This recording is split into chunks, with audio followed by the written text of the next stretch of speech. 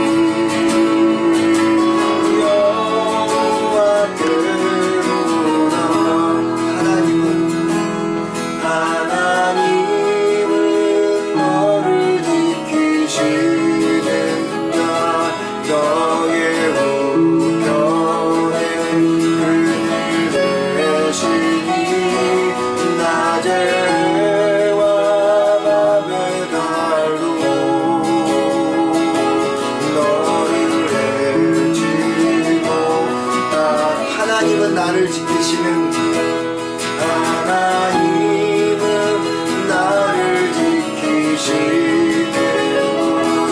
나의 환난을 명쾌하신 그가 나를 지키시리라.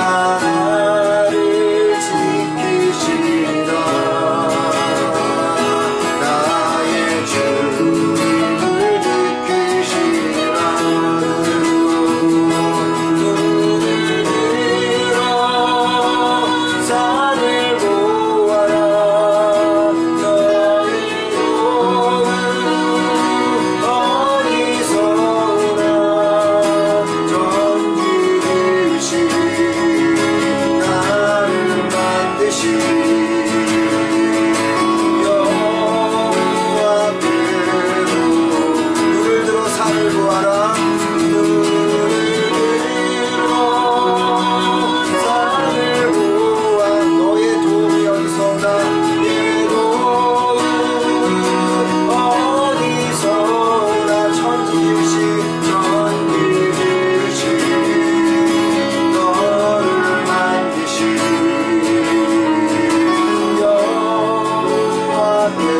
여호와께로다. 하나님께서 지난 한 주간 동안 여러 가지 일 속에서 우리를 지켜주셨음을 믿습니다. 또 이 한 주간 동안 우리의 삶 속에서 우리 하나님께서 우리를 지켜주실 것입니다. 그러기에 그곳에서 우리가 어떤 자리에 있던 하나님을 섬기고 하나님을 예배하고 또 하나님의 그 일하심을 감사하는 예배자로 살아가는 한 주간이 되었으면 좋겠습니다. 또 그러한 예배자로서 살아갈 힘을 얻는 귀한 이 시간 우리가 기도하면서 하나님 오늘 이 예배 가운데 나에게 주님이 말씀하시고 힘 주시옵소서. 우리 같이 기도하며 오늘 예배 가운데 나가도록 하겠습니다. 하나님 한 주간 동안 우리를 지켜주시는 일 감사합니다. 참 여러 가지 일들이 있었지만 그 일 속에서도 우리를 붙들어 주신 하나님, 이 한 주간 동안 주님께 아버지 하나님 주님마다 살아가는 한 주간 되었으면 좋겠습니다. 그 기도하시면서 하나님 우리 각자가 함께 힘을 주시고 하나님 우리를 보호하시고 예배자로 살아갈 수 있는 한 주간을 하나님께서 허락하여 주옵소서. 주께서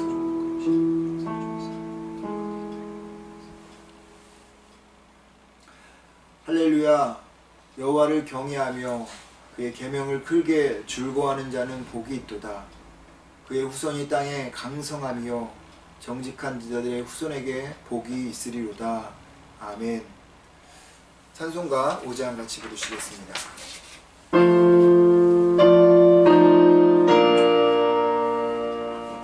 이 천지가 만물들아 복 주시는 주 여호와 전능 성부 성자 성령 찬송하고 찬송하세.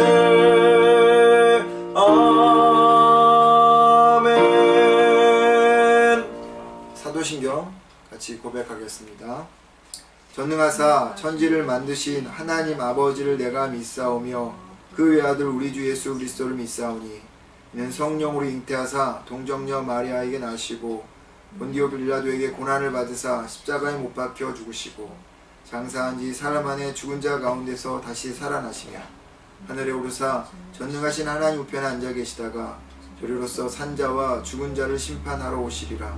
성령을 믿사오며 거룩한 공예와 성도가 서로 교통하는 것과 죄를 사하여 주시는 것과 몸이 다시 사는 것과 영원히 사는 것을 믿사옵나이다. 아멘. 찬송가 93장입니다.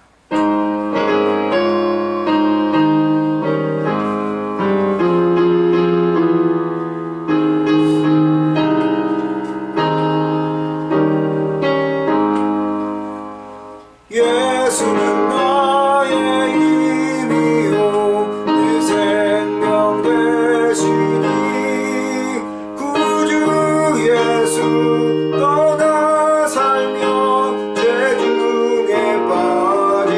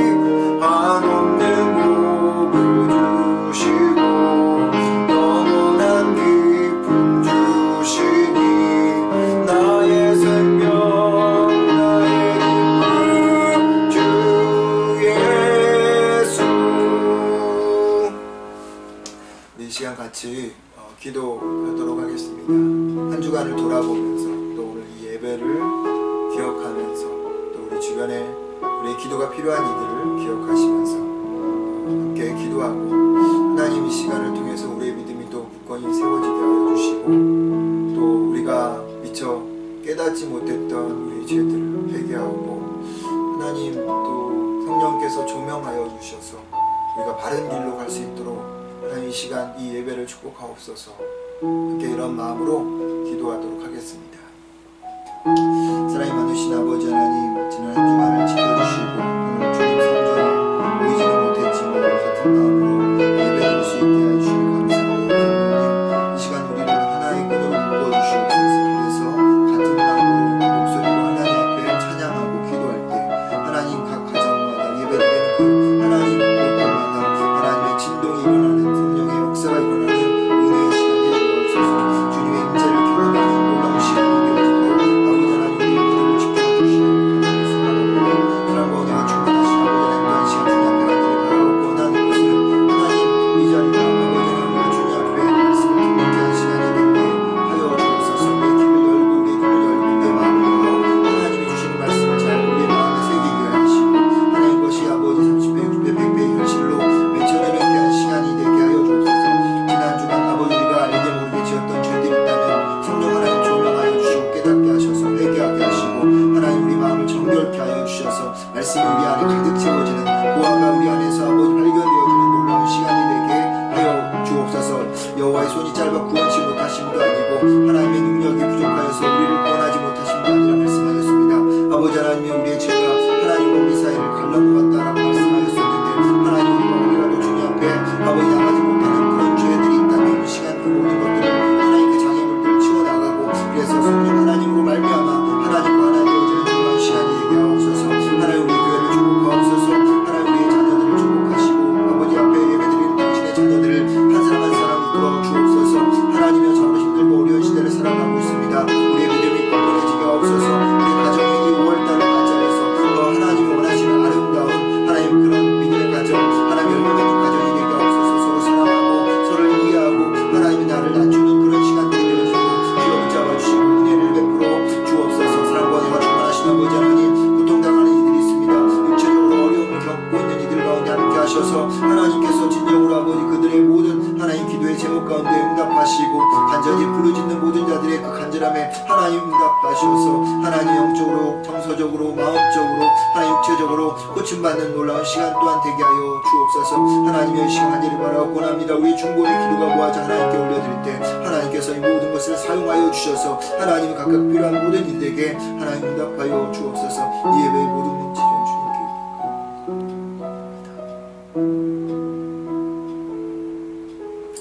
하나님 한 주간 동안 우리의 삶의 처소에서 우리를 지켜주시고 우리를 눈동자같이 보호하셨던 주님을 찬양합니다. 주님, 혹이나 우리가 삶을 살 때 미처 깨닫지 못했던 죄들이 있다면 성령 하나님께서 이 시간 이 예배를 통해서 보여주시고 하나님 앞에 회개하며 우리의 마음이 청소되어지게 하시고 하나님이 주신 말씀으로 채워 다시 승리하는 저희 모두가 되게 하옵소서. 우리 메이플리치 교회 성도들을 주님 붙잡아 주시고 가정과 각 개인을 주님께서 붙잡아 주시며 우리의 자녀들 또한 주님께서 지켜 주옵소서.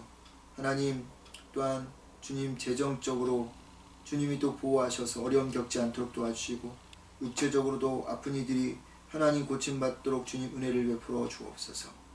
사랑이 많으신 아버지 하나님, 참으로 어려운 시기를 저희가 살아가고 있습니다. 우리의 믿음이 굳건해져 이 어려운 시기를 잘 이겨나갈 수 있게 하시고 하나님 어느 때보다 우리에게 주어진 이 한날이 소중함을 깨달아 최선을 다하며 사랑하며 하나님 주님을 섬기는 우리 모두가 되게 하옵소서. 이 예배가 바로 그 자리가 되어지게 축복하옵소서. 함께하여 주시 믿사오며 예수님의 이름으로 기도드렸습니다. 아멘. 교회 소식 하나님 말씀 먼저 보도록 하겠습니다. 하나님 말씀 마태복음 17장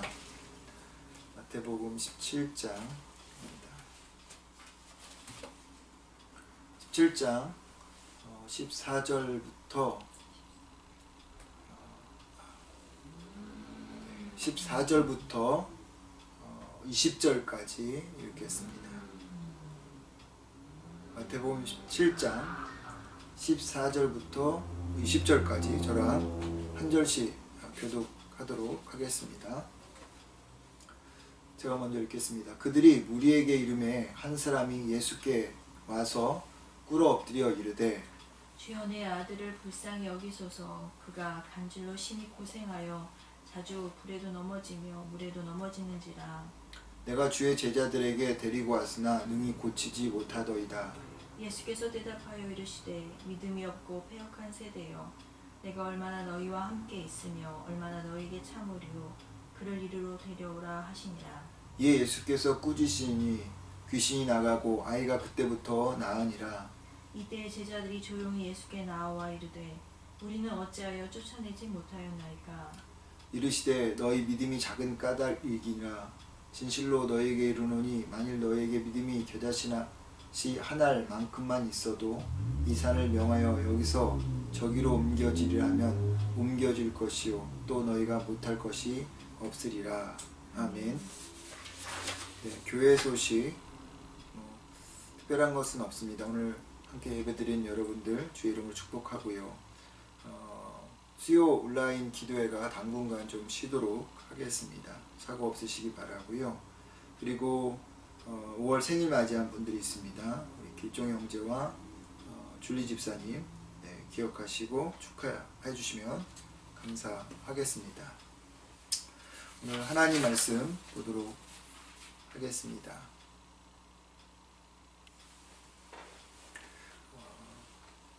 예수님께 나오라 라는 제목으로 여러분들과 함께 말씀을 나누도록 하겠습니다. 지난주 백부장의 이야기처럼 오늘 이야기도 이 마가복음과 누가복음의 마태복음의 오늘의 이야기가 함께 기록되어 있습니다. 마가복음과 누가복음 각각 9장의 기록이 되어져 있는데요. 마가복음은 오늘 본문인 이 마태복음보다는 길게 기록이 되어져 있어서 좀 더 자세하게 세분화되어서 기록되어져 있고요.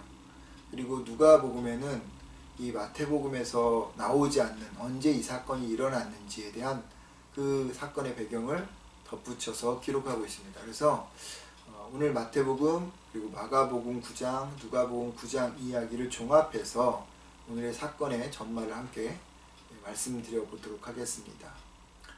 사건은 예수님이 베드로와 야고보와 요한과 함께 변화산에 올라간 다음 날에 일어났습니다. 예수님이요 베드로, 야고보, 요한을 데리고 산에 헐몬산이라고 하는 산에 올라가게 되었습니다.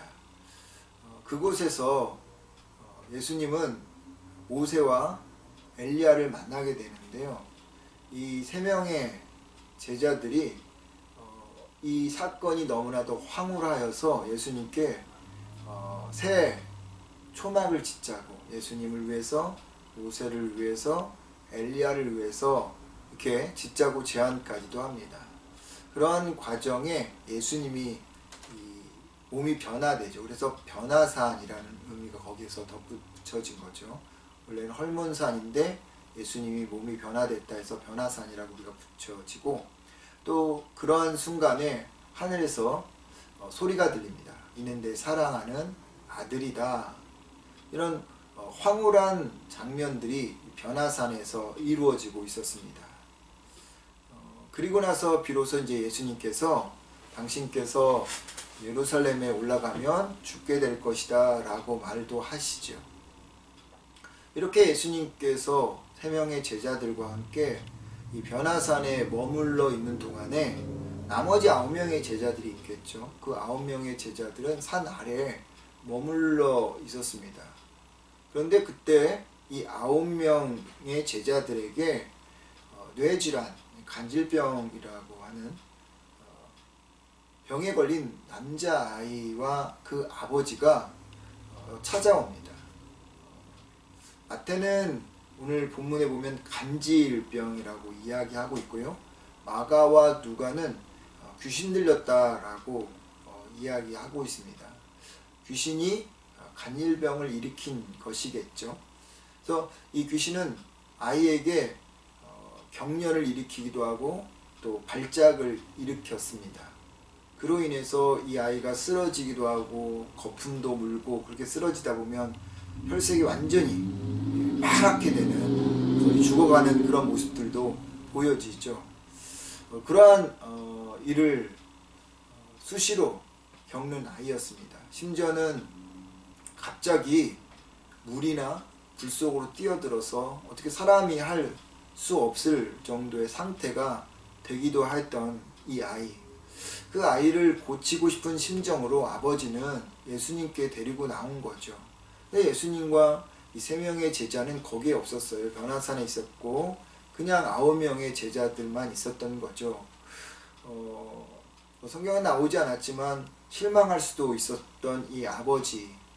그런데 그냥 돌아가기가 아쉬웠던지 이 대신 이 몸이라고 제자들에게 9명의 제자들에게 고쳐달라고 간청을 했습니다. 제자들은 자신감에 차 있었어요. 이미 그러한 사람들을 고쳐준 경험들이 있었기 때문에 예수의 이름으로 명령하면서 고쳐주려고 기도하면서 했겠죠. 그런데 전혀 차도가 없었습니다. 헛수고였어요. 얼마 전까지만 해도 귀신 들린 자들을 쫓아내고 병든 자를 고쳐주었던 제자들인데 전혀 그러한 일들이 벌어지지 않으니까 너무나도 당황스러워서 어쩔 줄 몰라 했었습니다. 그렇게 하루가 지나고 다음날 예수님께서 변화산에서 제자들과 함께 내려왔어요. 보니까 이 제자들이 서기관들과 함께 논쟁을 벌이고 있었습니다. 아마 이 서기관들이 제자들에게 너 이 예수님의 제자들이라고 하면서도 그런 것 하나 못 고치냐? 너 정말 너희가 섬기는 그 예수가 따르는 그 예수가 하나님의 아들 맞냐? 다 가짜 아니야? 이렇게 비꼬았겠죠. 그런 상황에서 예수님이 이 무리들에게 다가온 거고 예수님이 오는 것을 본 사람들이 예수님께 몰려갔습니다. 그 무리 중에 있었던 귀신 들린 아이의 아버지가 이제 예수님 당신 앞에 제 아들을 고쳐달라고 나왔는데 당신이 없어서 제자들에게 고쳐달라고 했습니다. 그런데 전혀 고치지 못했어요 라고 상황 설명을 했겠죠. 그랬더니 이 아버지의 말씀을 다 들은 예수님께서 믿음이 없는 세대여 라고 좀 과격하게 표현하면서 질책을 하셨습니다. 그리고 이 병에 걸린 아이, 귀신에 들린 아이를 데려오라 하여서 그 병을 고쳐주죠. 모든 상황이 정리되어지고 사람들이 다 집으로 돌아간 후에 정말 멀쑥해진 이 제자들이 창피했는지 이 예수님께 물어봅니다. 예수님, 왜 우리는 이렇게 못 고쳤을까요? 그러자 예수님께서 말하죠. 믿음이 작은 까닭이다. 너희에게 겨자씨만한 믿음이 있었다면 이 산을 옮겨서 저 산으로 보낼 수 있었을 것이다. 이러한 상황은, 이러한 일들은 기도밖에는 해결할 수 없다라고 이렇게 말을 하고 이 사건이 마무리됩니다. 짧은 인생을 우리가 살아가면서요, 우리의 경험, 그리고 지식, 또 능력, 관계, 이런 것이 아무짝에도 쓸모없을 경우를 종종 만나게 되죠. 얼마 전까지만 해도 충분히 할 수 있었던 우리, 그런데 다시 만났을 때 전혀 요지부동한 그런 변화가 없는 모습을 보면 당혹스러워하는 그러한 때가 종종 우리에게 있습니다. 여러분들도 그런 경험들을 해보셨겠지만 저도 비슷한 경험들을 해보았는데요. 제가 운전을 하기 시작한 것은 처음 목회지, 그러니까 1994년부터 시작을 했으니까 본격적으로요. 30년 넘게 운전을 한 거죠. 그러면서 누가 저한테 와서 차로 이렇게 사고를 낸 적은 있지만 제가 가서 들이받거나 사고를 낸 적은 한 번도 없었어요. 그러다 보니까 차에 대해서는 늘 자신이 있었고요. 또 큰 거는 모르더라도 작은 것들이 이렇게 고장 나면 제가 직접 고치기도 하고 뭐 그랬던, 그래서 나름대로 차에 대해서는 좀 자부심이 있었던 저였는데 이러한 것들이 완전히 말짱 도루묵이었던, 그러니까 무용지물이었던 경험이 있어요.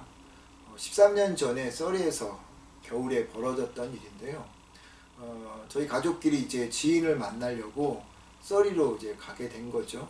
그래서 퇴근 시간 보통 3시에서 4시 이제 이 정도 막 차가 막 몰릴 때였는데 4시쯤이었던 것 같아요. 그 서리의 백사 에비뉴, 그러니까 동쪽에서 서쪽으로 이렇게 올라가다가 152 스트리트를 만나거든요. 거기서 좌회전을 이제 하려고 신호등을 기다리고 있었습니다.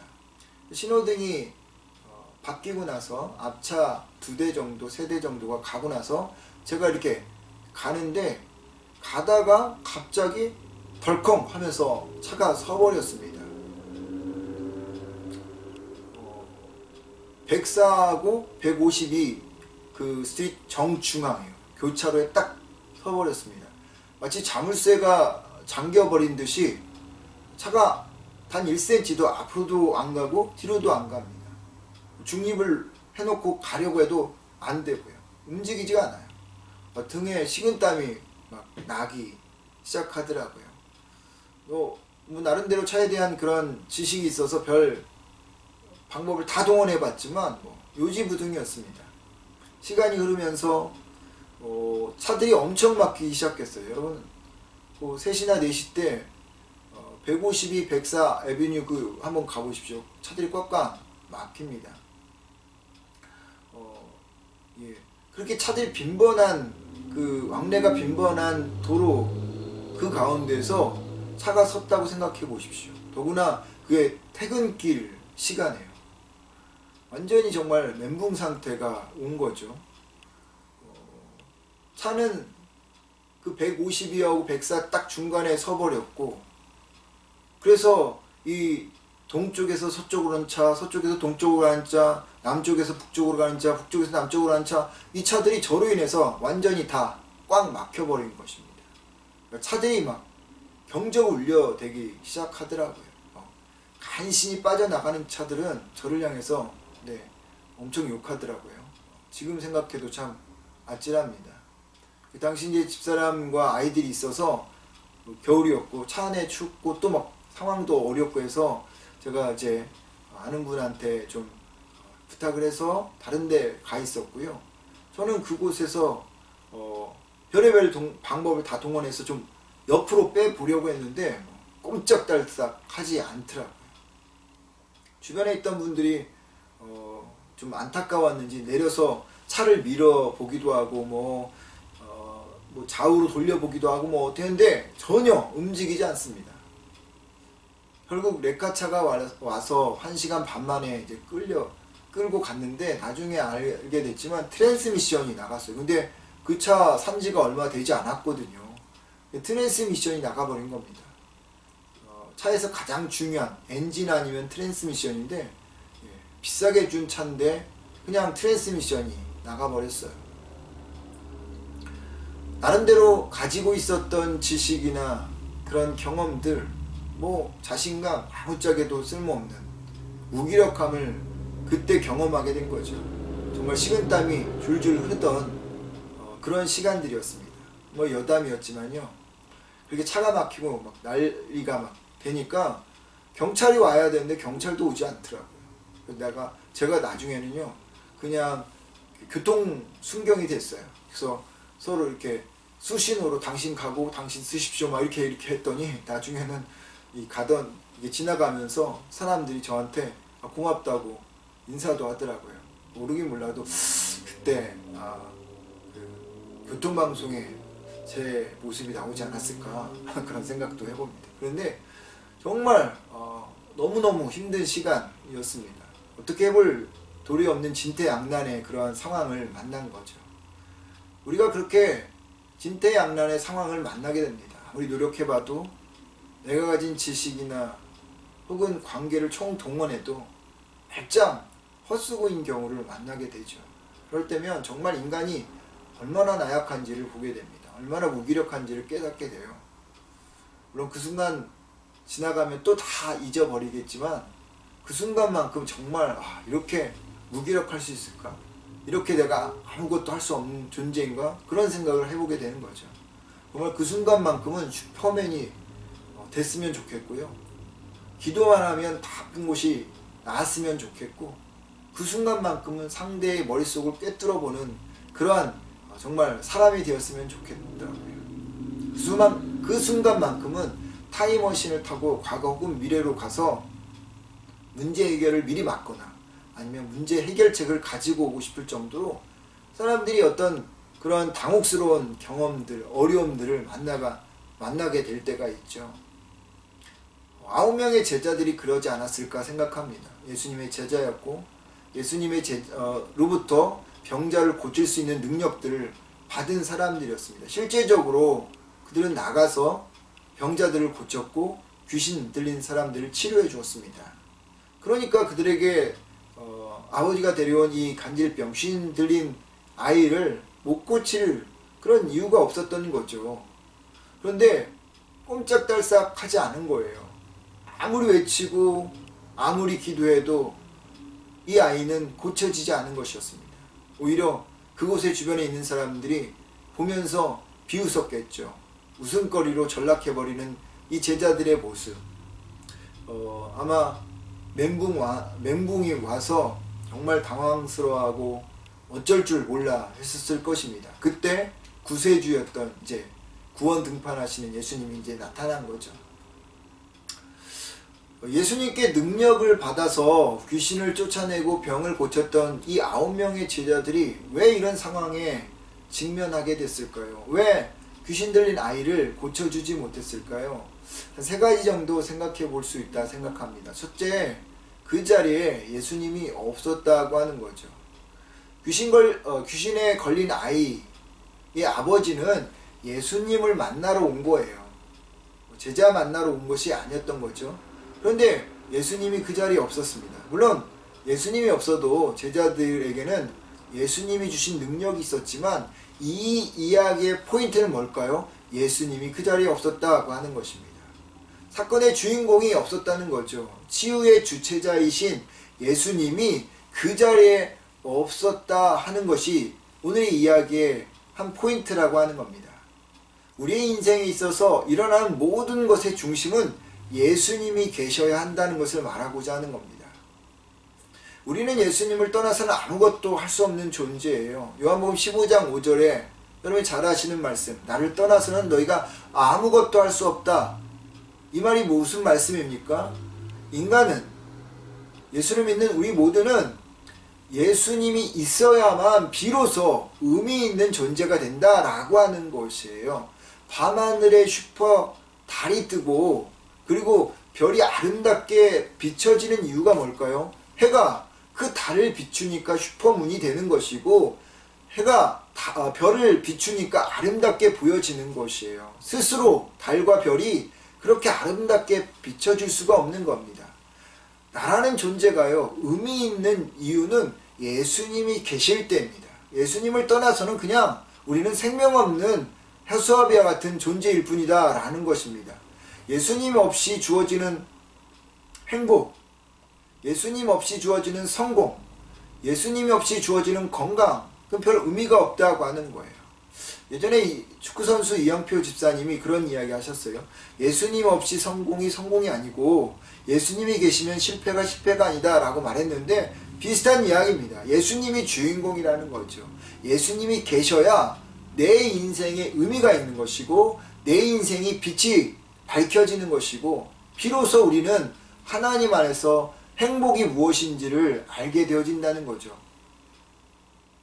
제자들에게는 예수님, 인생의 주인공 되시는, 우리를 의미 있게 하시는 그분이 없었다라고 하는 것을 보게 되는 겁니다. 두 번째로, 예수님이 원하는 믿음이 이 제자들에게 없었다라고 하는 것이죠. 17절에 믿음이 없고 패역한 세대여 라는 말은 당시의 영적인 상태를 의미하는 것이기도 하겠지만 구체적으로 표현해 보자면 9명의 제자들을 말하는 거예요. 그래서 페어칸이라고 하는 단어는 퍼버스라고 하는 단어를 사용하고 있어요. 퍼버스라고 하는 단어는 기대에 어긋나다 라는 그런 뜻입니다. 그러니까 믿음이 없고 그리고 기대가 없는, 기대에 어긋난 그러한 이 제자들이라는 그런 말인 거죠. 말씀드린 것처럼 예수님께서 12제자를 선택하시고 그들에게 능력을 주셨어요. 마태복음 10장 8절의 말씀입니다. 병든 자를 고치며 죽은 자를 살리며 나병 자를 깨끗하며 귀신을 쫓아내되 너희가 거저 받았으니 거저 주라. 이런 능력을 받았어요. 그리고 이런 능력을 받은 제자들이 실제적으로 나가서 사람들을 고쳐줍니다. 누가복음 10장 17절 말씀입니다. 70인이 기뻐하며 돌아와 이르되 주여 주의 이름으로 귀신들도 우리에게 항복하더이다. 그러니까 제자들이 또 예수님을 따르는 70인의 제자들이 능력을 받아서 병을 고치고 귀신들을 내쫓는 일들을 행했다고 하는 겁니다. 그러기에 예수님은 그들에게 기대를 가지고 있었어요. 12명의 제자들에게 그런 기대를 가지고 있었어요. 그런데 그런 기대에 어긋났다는 거죠. 그러면 예수님의 기대는 무엇일까요? 그게 믿음이라는 겁니다. 그냥 믿음이 아니라 예수님이 원하는, 기대하는 만큼의 믿음인 거죠. 그런데 그런 기대하는 만큼의 믿음이 이 제자들에게 없었다고 하는 거예요. 같은 사건을 다루는 아까 말씀드린 마태복음 9장에 보면 14절, 이 제자들과 서기관들이 논쟁을 벌이고 있었어요. 이에 그들이 제자들에게 와서 보니 큰 무리가 그들을 둘러싸고 서기관들이 그들과 더불어 변론하고 있더라. 아마도 서기관들이 제자들과 말씀드린 것처럼 앞에서 너희들이 제자라고 하는데 왜 못 고치냐? 너희들 우리 앞에 눈속임하고 있는 거 아니야? 다 가짜 아니야? 라고 막 이렇게 몰아붙였을 것 같습니다. 논쟁이 그러면서 벌어진 거죠. 예, 여러분, 이 논쟁이라는 것 한쪽에서 공격한다고 되는 게 아니잖아요. 쌍방이 서로 맞붙어쳐야 디베이트가 되는 거죠. 논쟁이 된다라고 하는 것, 디베이트가 된다는 것은 서로가 맞붙어야 한다는 겁니다. 서기관들이 공격한 것만 있겠습니까? 분명히 그 이야기를 들은 제자들도 나름대로 맞섰겠죠.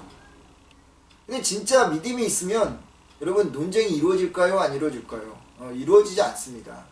설령 문제가 해결되지 않아도 그 속에서 하나님의 뜻을 보기 때문에 예수님이 원하는 믿음을 가진 자들은 논쟁하지 않습니다. 그런 의미에서 제자들이 만약 주님이 기대하시는 믿음을 가지고 있었다면 서기관들이 뭐라 이야기해도 논쟁하지 않고 변론하지 않았을 것입니다. 그런데 변론했다라고 하는 것은 그 말은 결국 서기관들과 다를 바 없는 똑같은 그런 사람들이라는 거죠. 여러분, 우리가 그런 것을 많이 경험하잖아요.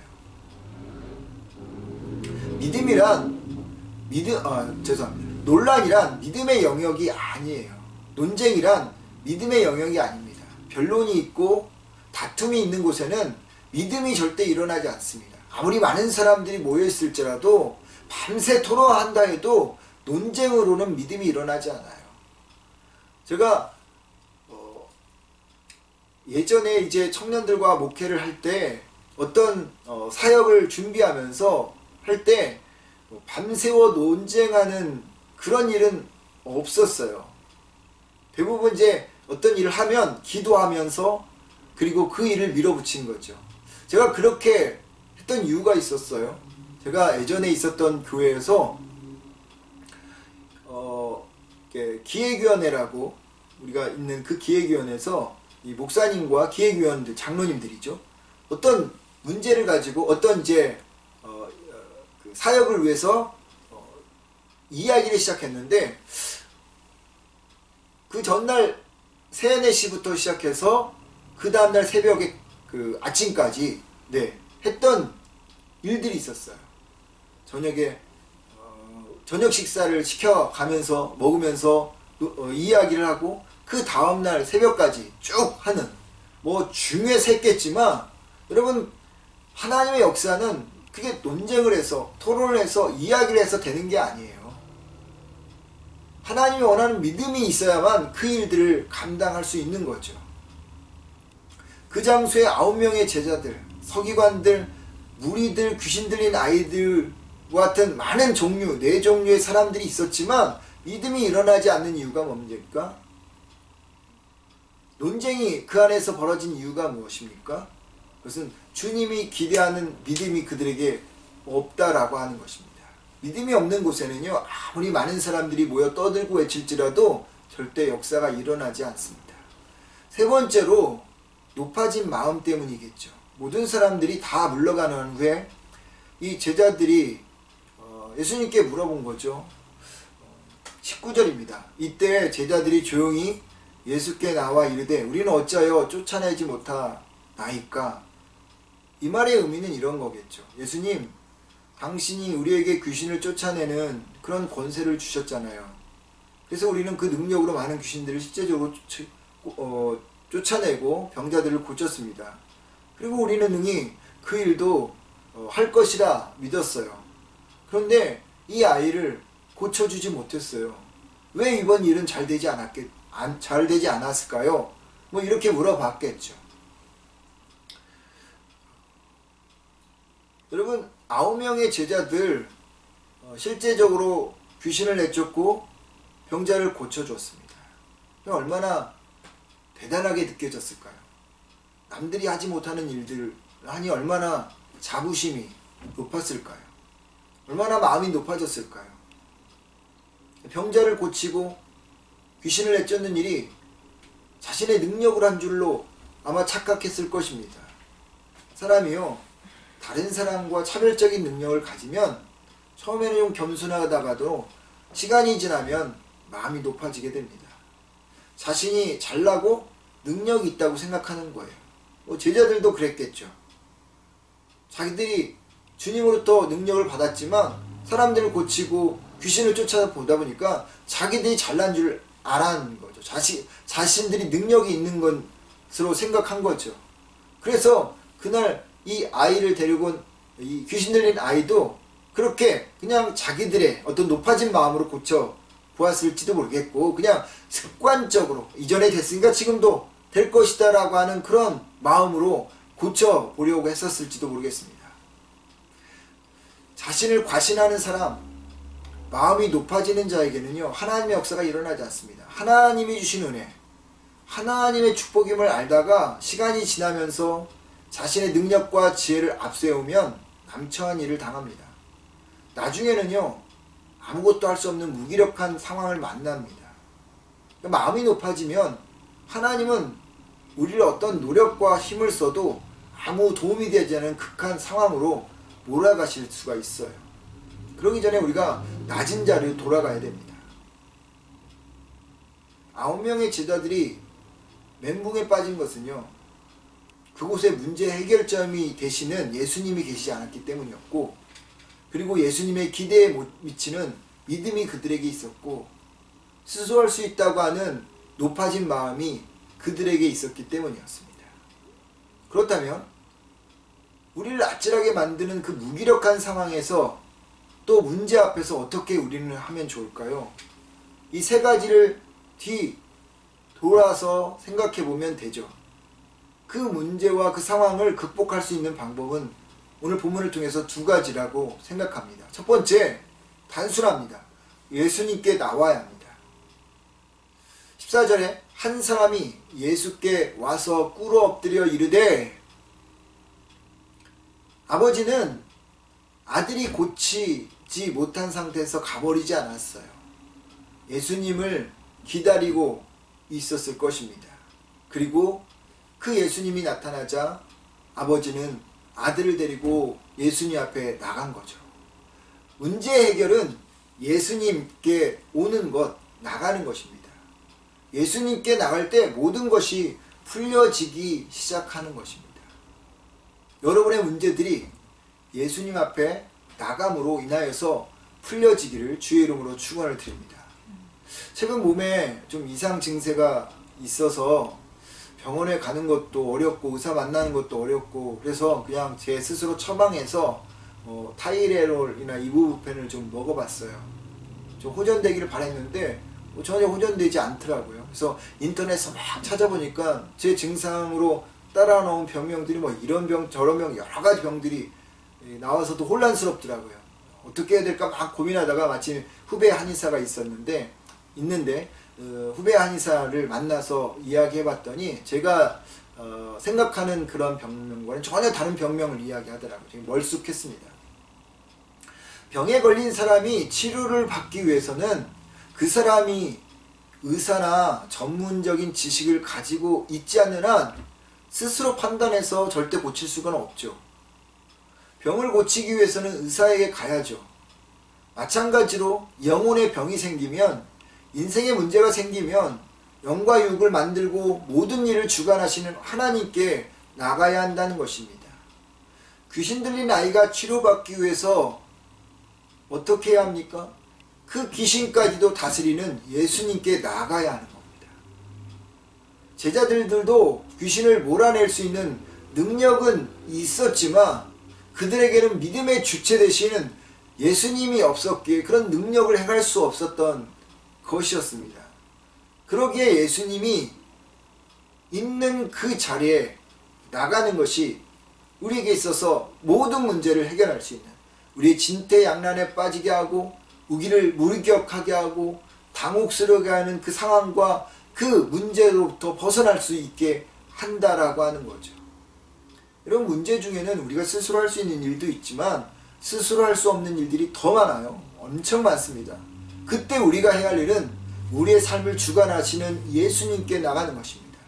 괜한 시간 뺏기지 말고 빨리 예수님께 나가야 되죠. 그냥 붙들고 있다 보면 골마 터지게 되고 결국 고통당하는 것입니다. 모르면서도 이 약 저 약 먹다가 결국 더 병이 중해져서 나중에 고생하는 그런 일이 없도록 우리가 먼저 치료자 되시는 예수님께 지금 당장 나가는 것이 중요한 거죠. 예수님께서 아이의 아버지에게 이렇게 말씀하십니다. 17절에 그를 이리로 데려오라. 우리 주님은요, 진퇴양난에 처인 우리에게 말합니다. 내게 오라. 나에게 오라.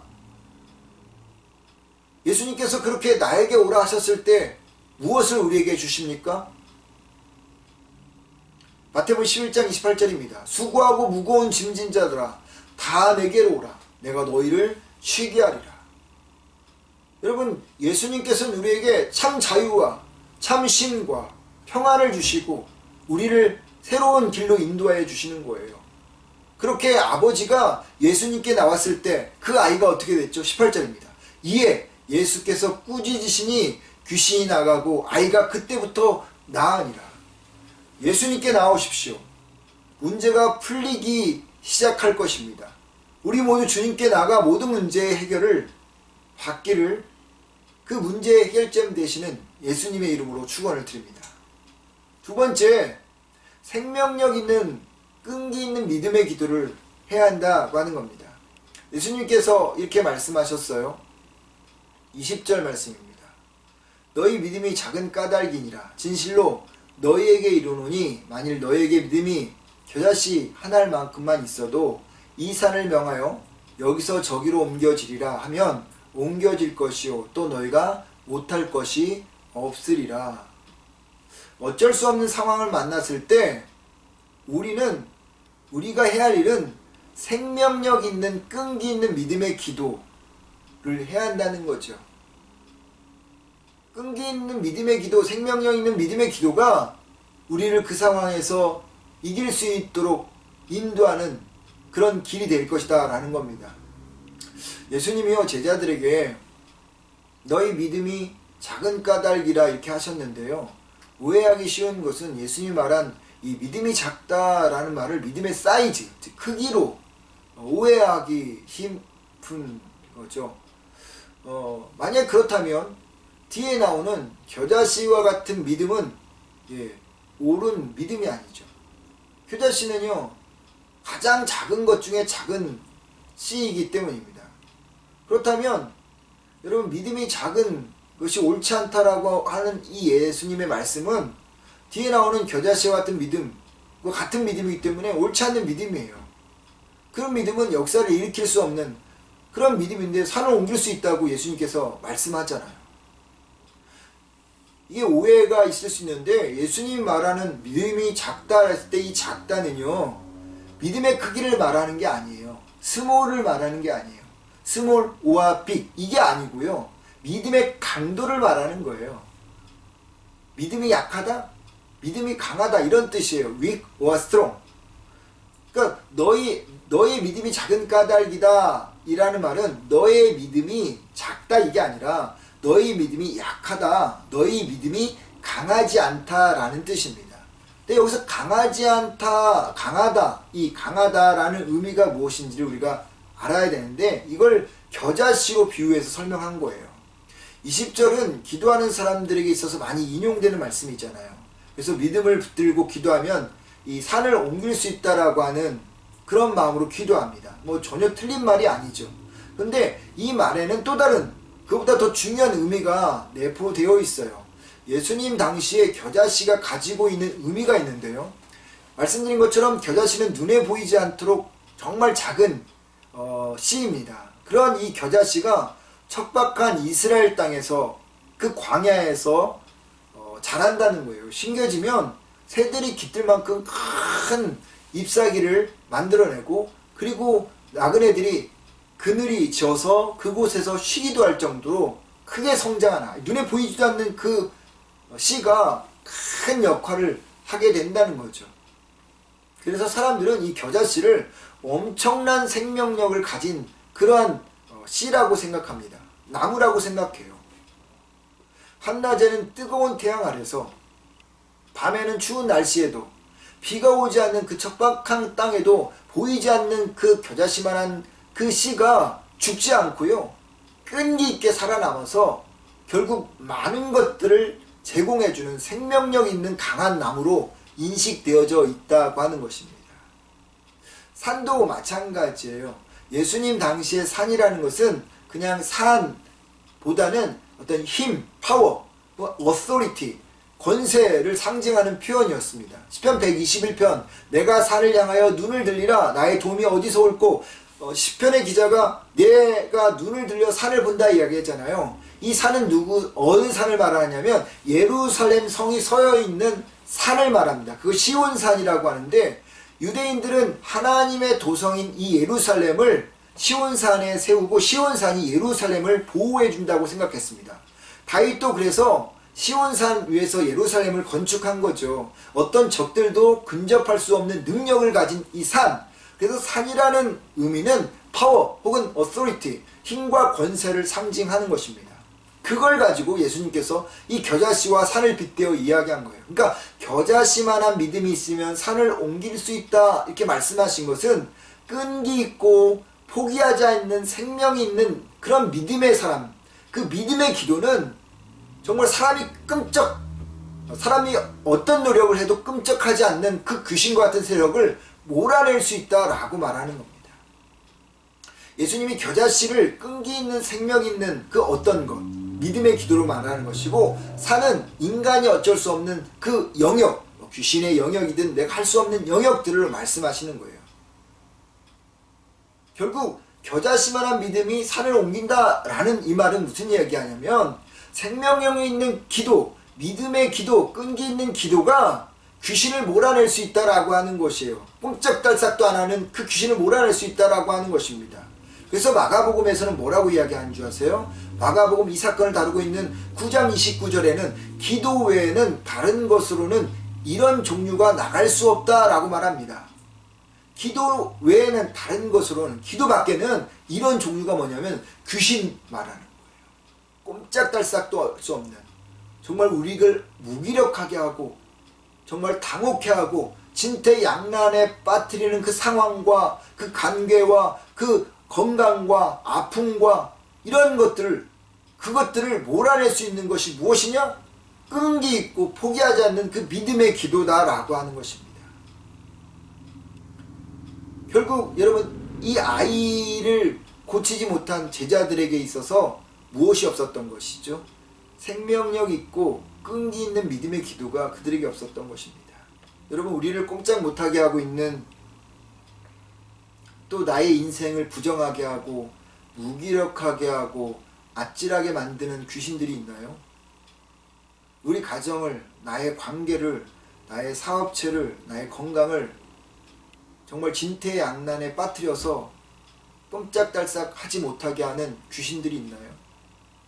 그렇다면 생명력이 있고 끈기 있는 그 믿음의 기도를 하시기 바랍니다.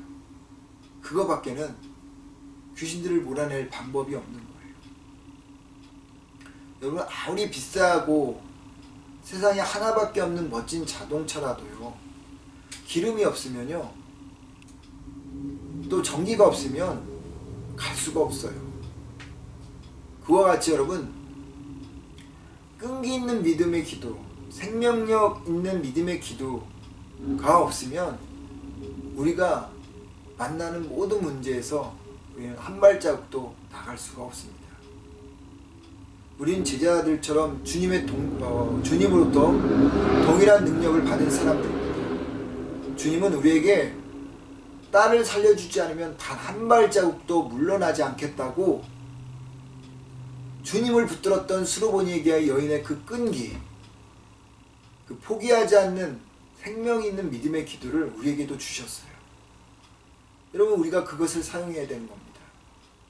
바라는 것은 이 생명력 있고 끈기 있는 믿음의 기도를 사용하여서 우리가 만나는 문제들, 끔찍도 하지 않는 그 귀신들을 돌파해 나가고 부셔버리고, 그리고 주님으로부터 온전하게 우리의 문제를 해결받는 여러분과 제가 되기를 주님의 이름으로 축원을 드립니다. 기도하겠습니다. 사랑의 하나님, 이 시간 주님 앞에 나가기를 원합니다.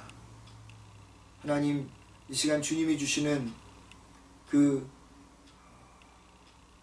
끈기 있고 포기하지 않는 생명력에 있는 믿음의 기도를 하나님, 우리가 하고자 합니다.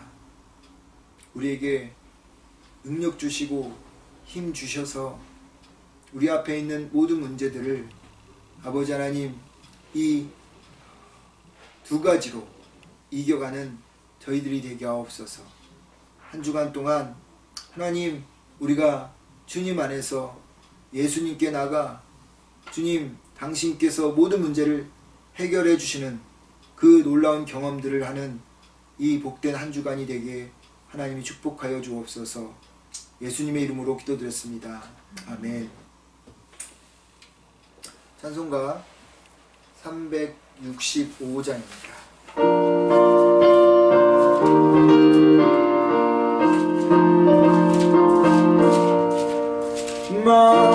마음속에 근심 있는 사람 주 예수 앞에 따라오라. 슬픈 마음 있을 때에라도 주 예수께 아뢰라.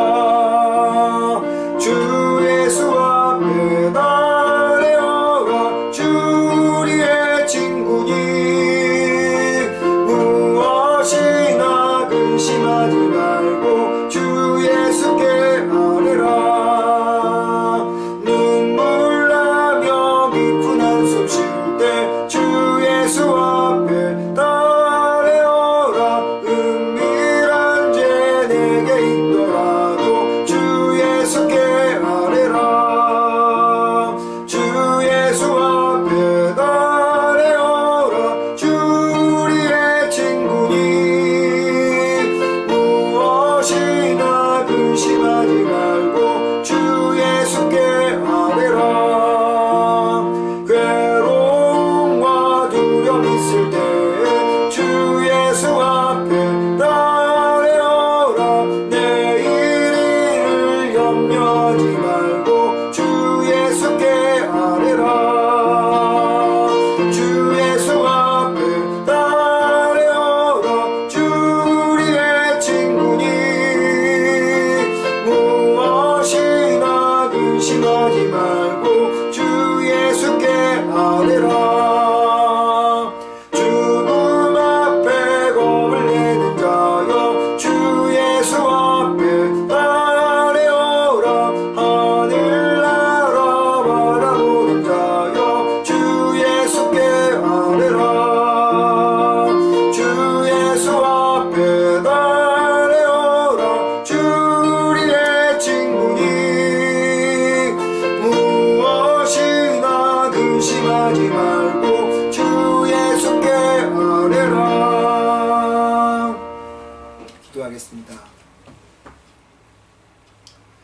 사랑이 많으신 아버지 하나님, 한 주간 동안 우리가 매 순간 주님 앞에 서 있게 하여 주옵소서.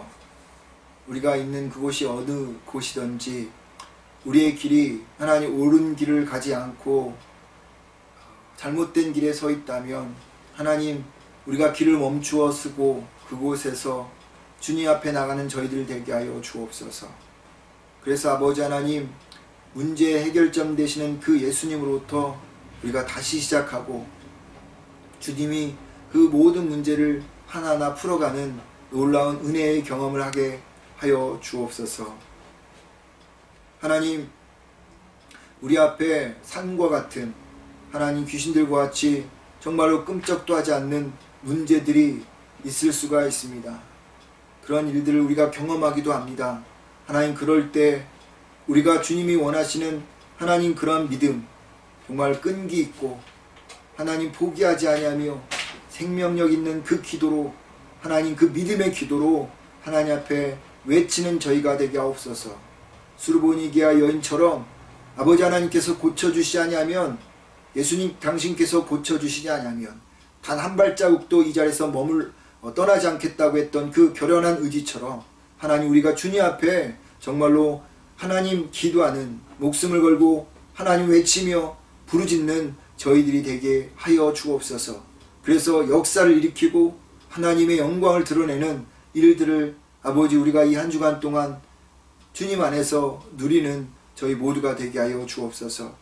하나님, 이 시간 또한 주님 앞에 귀한 물질 드립니다. 주여, 귀하게 주님께서 받아주시고 비록 적은 물질이라 할지라도 하나님, 그들의 마음을 드리노 아버지, 그들의 몸을 드리오니 하나님 온전히 받아주시고 영광 되어지게 하옵소서. 이 물질이 주의 영광을 위해서, 하나님 나라를 위해서 아름답게 쓰여질 수 있도록 도와주시고 각 가정마다 주님의 영광이 온전히 채워지는 역사가 있게 하여 주옵소서. 이제는 우리 주 예수 그리스도의 은혜와 하나님의 크신 사랑과 성령님의 감동, 감화 교통하심이 오늘 하나님 앞에 예배드린 당신의 자녀들 머리머리 위에, 그들의 가정 위에, 그들의 기업체 위에, 그리고 아버지 하나님 또 학업 위에, 하나님 또 우리 에이프리지 교회 위에, 이 땅 밴쿠버와 또한 아버지 교회들 위에, 두고 온 조국과 조국 교회들 위에, 하나님, 그리고 지금도 여전히 고통당하고 있는 하나님 전 세계 코비드19로 인하여 아버지 힘들어하고 있는 모든 나라들 위에, 모든 민족 위에 이제부터 영원토록 함께 하기를 간절히 축원하옵나이다. 아멘.